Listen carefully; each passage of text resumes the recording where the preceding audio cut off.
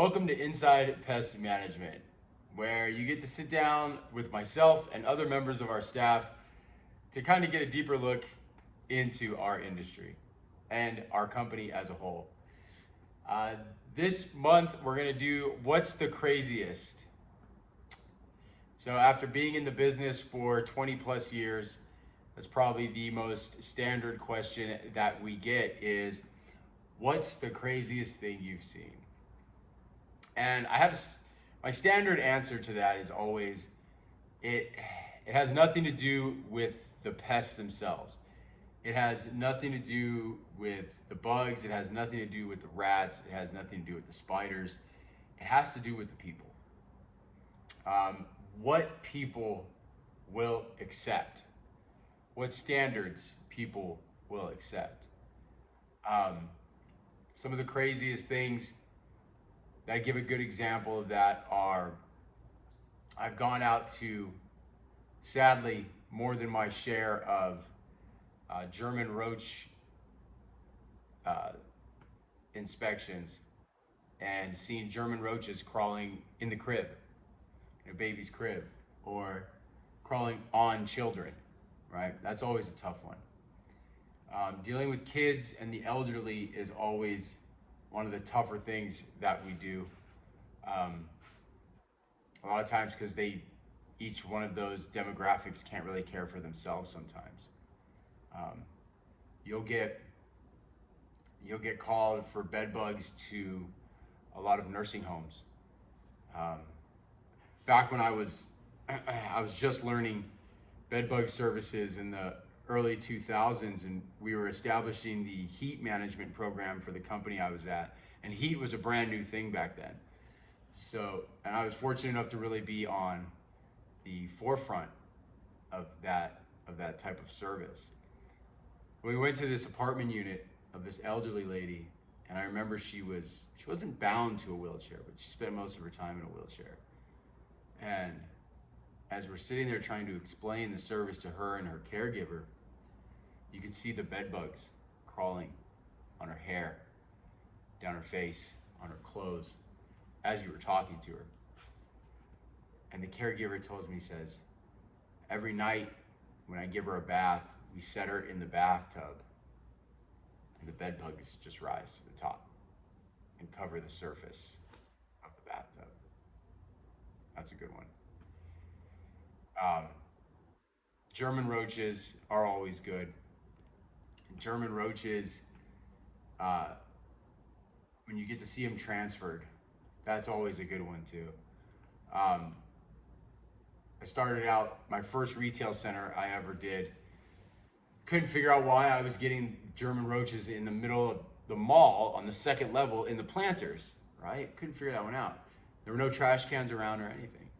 So sure enough, I get there probably about 10 a.m. one day, and I'm just gonna walk through the mall and check out what's going on. So I walk through the mall, and sure enough, there's the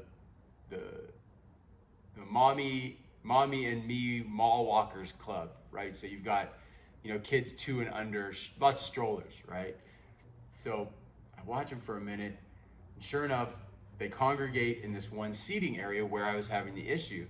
And sure enough, I'm watching German roaches crawl down the strollers and onto this planter and vice versa. It was insane. And then nothing tops my first German roach inspection.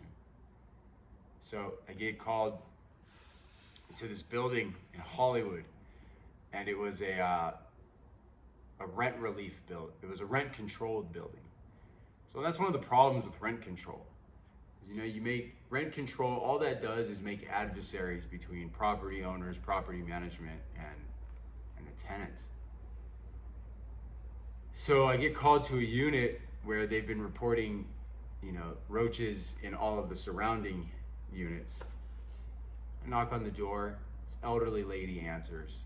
And as soon as she opens the door, the roaches crawl out from inside, out of the door jamb. And they're crawling in the weather stripping of the door. I'm looking at her, and the roaches are crawling in her hair. And of course, you were walking down the hallway going to the unit and you start to get the roach smell. And yes, German roaches have a very, very distinct smell. I can't describe it, but you know it when you know it, and you'll never forget it. And I'm literally looking at this lady and I say, ma'am, I'm here to help you with your German roach problem. And she looks me dead in the eye, I'll never forget it. She goes, I don't have a German roach problem. As there's a roach crawling down her face and into her shirt. I couldn't believe it. Rats jumping over dinner tables, that's common. Some more common stuff is when you get into the commercial side, rats in restaurants. You know, we see a lot of the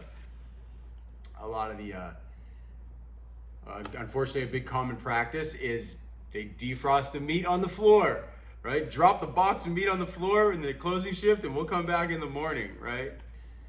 I've walked into a couple locations where the key is to get there between like 2 and 4 in the morning, right? Because rats know your schedule. So you get there about 2, 3 in the morning. The key is not to turn on the lights, but you open up that back door or hop that counter or get into that area, and sure enough, shine the light and there's rats just gnawing at this half frozen block of meat and the blood running down the floor. Oh my gosh, right? That's all too common. But yeah, so that's some of the crazier stuff in a nutshell that we see out there sadly on a more regular basis. But it really allows the good pest management professional to have a lot of empathy for clients, for what they're going through, and to really put a lot of effort into helping people however we can. Whether that's building a bridge between property managers and owners and tenants, whether that's building a bridge between connecting somebody with the right service, whether that's getting somebody as much service as they can afford, right? And of course, always going above and beyond to protect public health. That's a huge one. And that's kind of also too a sad part is sometimes people just can't afford your service or they don't want your service, right? And then that's, oh man, really? You're gonna serve people this food, right? You're okay with roaches crawling on your baby? Like, you're okay with that? So that's this month's first edition of Inside Pest Management with me, Jason of Versatech Pest Management. Hope you guys learned a little bit, had a little bit to enjoy.